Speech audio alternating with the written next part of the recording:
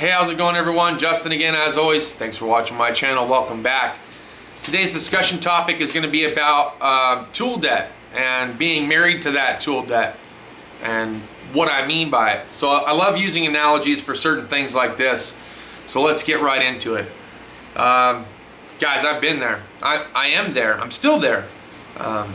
So what do I mean by that? So when I first got back into this trade and started back at the Chrysler dealership, you know, I was picking up the occasional thing here and there as I can afford to from paycheck to paycheck. And eventually I decided to take out my first line of credit or whatever with Cornwell Tools in purchasing this toolbox that I have back here. And I had enough tools to get done most jobs, but I still had a need for various specialty tools, specialty wrenches. They were coming out with new ratchet wrenches and sockets and all different types of stuff that I started picking up, and it became a little bit overwhelming and I couldn't do it each paycheck. So I thought it'd be better if I just took out a line of credit with Matco. Since I already had a line of credit with Cornwell and with my toolbox, I figured, well, you know, the payments were pretty reasonable and I can afford to, you know, make another payment towards something, especially if it helps me with my job and profession. So I went ahead and took out another line of credit with Matco and started purchasing, you know, a few air tools here and there, wrenches, sockets, some diagnostic testers and things like that. And it started to stack up pretty quick. And before I knew it, I owed both of them about $4,000 or $5,000 a piece. And I was like, wow, that kind of went sideways pretty fast. Because I wasn't paying attention to what it was that I was buying.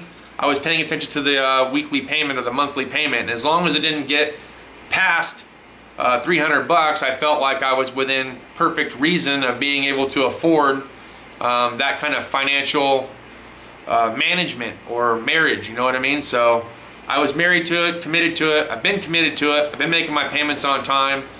I haven't missed a payment. But, you know, little did I know I was going to be paying on this credit for 3 to 4 years. And unfortunately, that's a marriage, guys. That's a contract. You signed a contract saying that you're going to pay somebody a certain amount of your money from your paycheck for tools or toolboxes that they sold you. You have to be committed to making those payments and making sure that you pay them on time. Because it's not just your credit and your livelihood at stake here. You're also affecting the tool distributor himself. A perfect example would be our Snap-on rep recently was let go from his route because he had too many delinquent accounts within a short period of time. And what I mean by that is there was too many people on his route during the week that were agreeing to contracts or agreeing to on-truck payment situations and taking out, you know, tool debt with him, whether it be on a credit account or an on-truck account. They were saying, yes, I'll pay you. And a lot of those guys either weren't paying him or lost their job and ghosted. They were gone. And within a certain period of time, corporate caught on. He couldn't keep up financially with how much he was supposed to pay them, because the clock doesn't stop just because you took a break. It keeps going, and that's what happened. And before you knew it, he was overwhelmed and couldn't continue to make his payment to corporate, so they shut him down and took his route. So now that puts him in a terrible position. Now he has to look for another line of work. I don't know if he had to file bankruptcy on that or not. I don't know all the parameters. We were close, but not so close that he's going to divulge all that personal information to me. I feel bad about what happened to him, and that sucks, and it's terrible to be put in that kind of position. So I guess that's what kind of drove me to want to make this video. So guys, understand, if you take out tool debt, whether it's an on-truck agreement or it's an actual contract, you are married to that debt until you pay it off. So alright, so that being said, there is light at the end of the tunnel. You will reach a point in time within your career where enough is enough, so to speak. I myself feel like that I've gotten to that point. I haven't put anything on either tool account in well over a year, year and a half.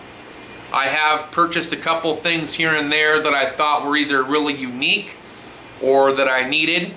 There was maybe a couple of things that I wanted, but I paid for those cash, so I didn't have to worry about, you know, adding anything to my credit.